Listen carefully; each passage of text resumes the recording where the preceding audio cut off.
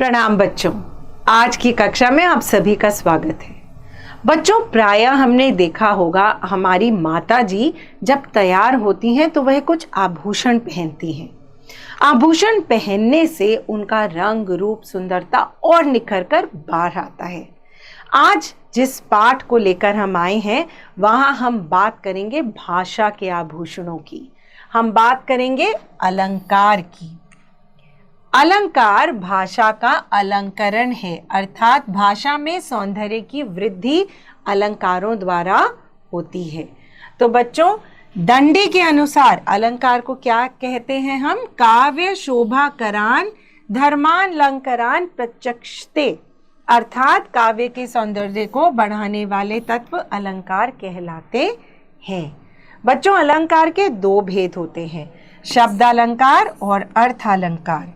शब्द अलंकार शब्द दो शब्दों से मिलकर बना है, शब्द जमा अलंकार। इसका तात्पर्य है काव्य के सौंदर्य तथा चमत्कार की वृद्धि होना। जहाँ शब्दों के कारण कविता में सौंदर्य अथवा चमत्कार उत्पन्न होता है उसे शब्द अलंकार कहते हैं। जैसे चंदा चमके चमचम, चीखे चौकन्ना चोर, चीनी चाटे चींटी, चटोरी चींटी घोर। यहाँ पे यदि आप देखेंगे तो च की बार बार आवाज आ रही है, तो उससे क्या हो रहा है, एक लय बन के आ रही है। अब शब्द अलंकार के भेद कितने होते हैं? अनुप्रास अलंकार, यमक अलंकार, श्लेष अलंकार। आइए अब इनके बारे में पढ़ते हैं। अनुप्रास अलंकार काव्यांतर्गत जब एक ही वर्ण अथवा अक्षर की पुनरावृत्ति एक या उससे अधिक बार हो तो वहां पर अनुप्रास अलंकार होता है। जैसे बनन में, बागन में, बगरइयो बसंत है। इसके अतिरिक्त कुछ उदाहरण हैं। चारू चंद्र की चंचल किरणें खेल रही थी जलथल में। युग युग प्रतिदिन प्रतिक्षण प्रतिफल प्रियतम का पथ अलौकित कर। तरिणी तनुजा तट तमाल तरुवर बहु छाए। यमक अलंकार काव्यांतर्गत जब एक ही शब्द का प्रयोग विभिन्न अर्थों के लिए अनेकों बार किया जाता है तो वहाँ यमक अलंकार होता है।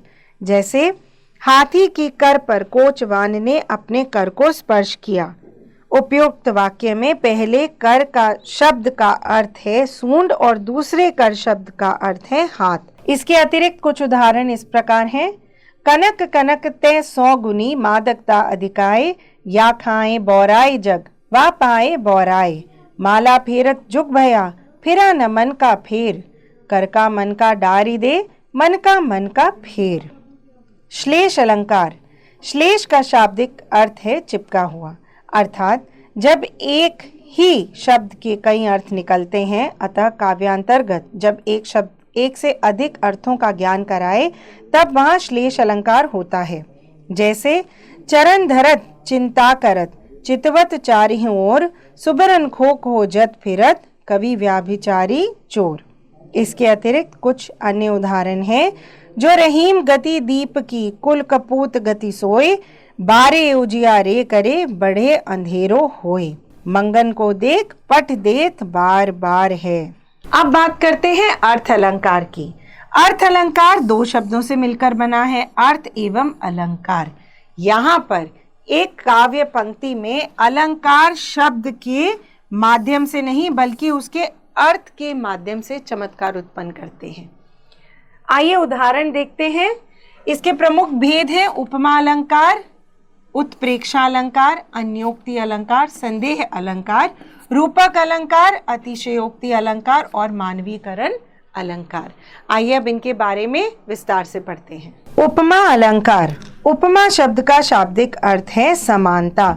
अतः जब किसी भी दो वस्तुओं, व्यक्तियों, गुणों, स्थिति तथा रूप आदि में समानता वर्णित की जाती है तो वहाँ उपमा अलंकार होता है। नायिका का मुख चंद्रमा के समान है तथा उसके दोनों नेत्र खंजन पक्षी के समान क्रीड़ा कर रहे हैं। रूपक अलंकार। जब दो व्यक्तियों, वस्तुओं, स्थितियों, गुणों तथा रूपों में समानता इतनी अधिक बढ़ जाती है कि दोनों में एक रूपता प्रतीत होने लगती है, वहाँ रूपक अलंकार होता है। मैया मैं तो चंद्र खिलौने ले हूँ, पायो जी मैंने राम रतन धन पायो।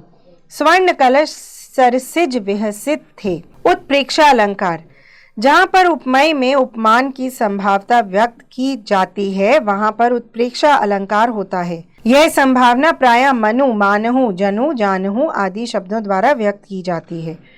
मानहु सूर काड़ी डारी है, वारी मध्यते मीन।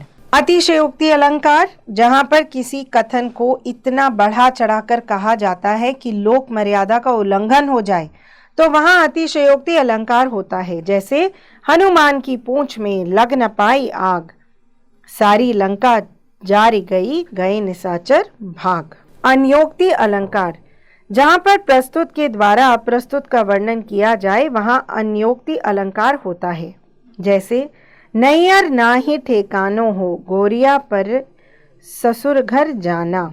मानवीकरण अलंकार, जब निर्जीव वस्तुओं में मानवीय गुणों को दिखाकर उन्हें जीवित की भांति प्रस्तुत किया जाए तो वहां मानवीकरण अलंकार होता है। जैसे यहाँ पर धरती को वधु के रूप में वर्णित कर निर्जीव पर सजीव का आरोप है। सिंधु सेज पर धरा वधु अब तनिक संकुचित बैठी थी। संदेह अलंकार, जब किसी घटना या वस्तु का वर्णन इतना संदेहपूर्ण हो जाए कि कोई निष्कर्ष नहीं निकले, निर्णय लेने में कठिनता हो, तब वहां संदेह अलंकार होता है। जैसे सारी बीच नारी है कि नारी बीच सारी है, सारी ही कि नारी है कि नारी ही की सारी है। तो यह थे बच्चों अलंकार और अलंकार के भेद।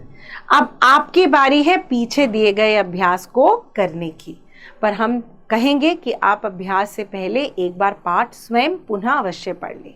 धन्यवाद।